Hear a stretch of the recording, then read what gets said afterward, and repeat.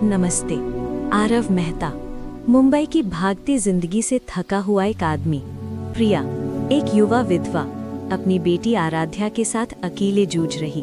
एक शाम आरव उनके घर के दरवाजे पर खड़ा था। क्या ये मुलाकात सिर्फ किराए का कमरा होगी या दो टूटे दिलों की नई शुरुआत?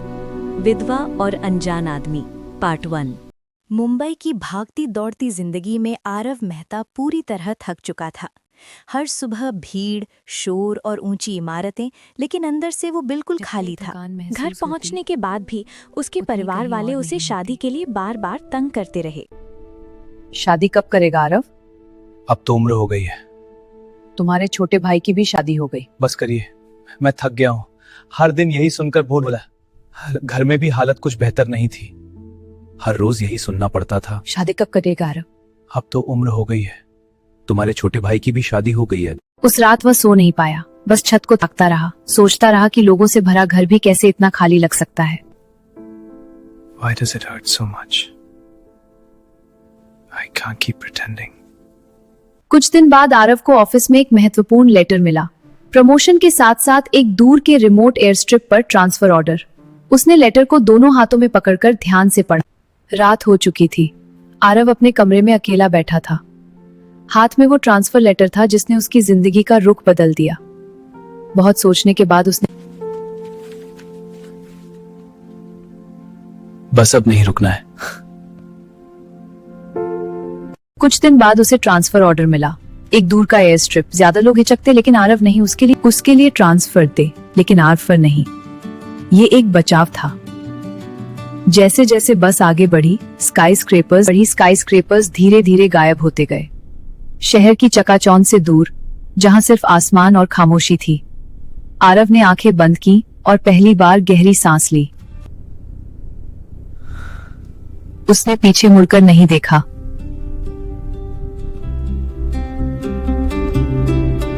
घंटों बाद बस रुकी। एक छोटा सा साफ सुथरा शांत गांव। आरव उतरा। बहुत दिनों बाद पहली बार सब कुछ स्थिर लग रहा था।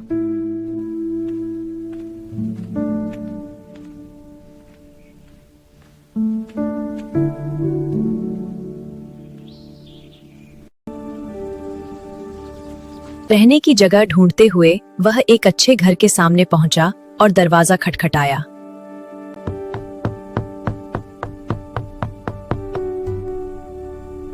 दरवाजा धीरे धीरे खुला और एक महिला खड़ी थी।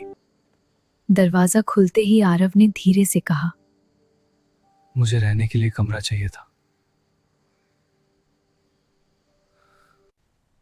यहाँ हम कमरा किराए पर नहीं देते। महिला ने सतर्क स्वर में कहा, मुझे बस कुछ दिन के लिए चाहिए। मैं एयर स्ट्रिप पर काम करता हूँ। नई पोस्टिंग है। मैं ज्यादा किराया दे दूंगा और आपको कोई परेशानी नहीं होगी। आरव ने शांत स्वर में जवाब दिया, एक बात है, अगर यहाँ रहना है तो शराब नहीं और कोई दोस्त यहाँ नहीं आएंगे। उसकी आवाज साफ और दृढ़ थी। आरव ने तुरंत सिर हिला दिया। कोई बहस नहीं की। आरव अंदर आ गया। घर शांत और साफ सुथरा था, लेकिन कुछ अधूरा सा लग रहा था।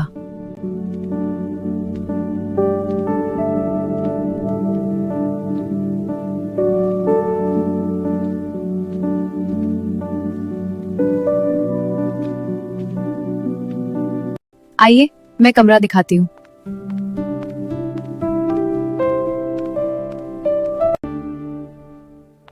महिला एक लकड़ी के दरवाजे के सामने रुकी।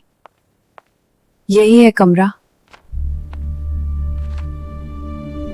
कमरा बहुत सरल था। छोटा बिस्तर, लकड़ी की मेज और खिड़की से हरे खेत दिखते थे। आरव को यह बिल्कुल ठीक लगा। बिल्कुल ठीक है। कमरा तय होने के बाद आरव वेरांडा पर बैठ गया। शाम की हल्की ठंडी हवा में चाय का कप हाथ में लेकर वह शांति से बाहर देख रहा था। बहुत दिनों बाद पहली बार उसे लगा कि वह सांस ले सकता है। शाम ढल रही थी।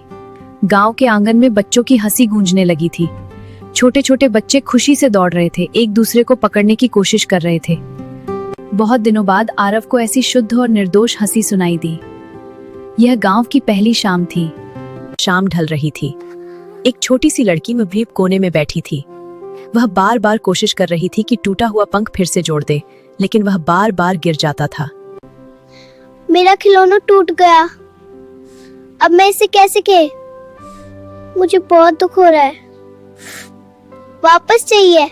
महिला अपनी बेटी की रोने की आवाज सुनकर बाहर आई और चिंतित होकर बालकनी पर खड़ी हो गई। दिखाओ। आरव धीरे से पास गया और बोला। उसने खिलौने को ध्यान से देखा और ठीक करने लगा।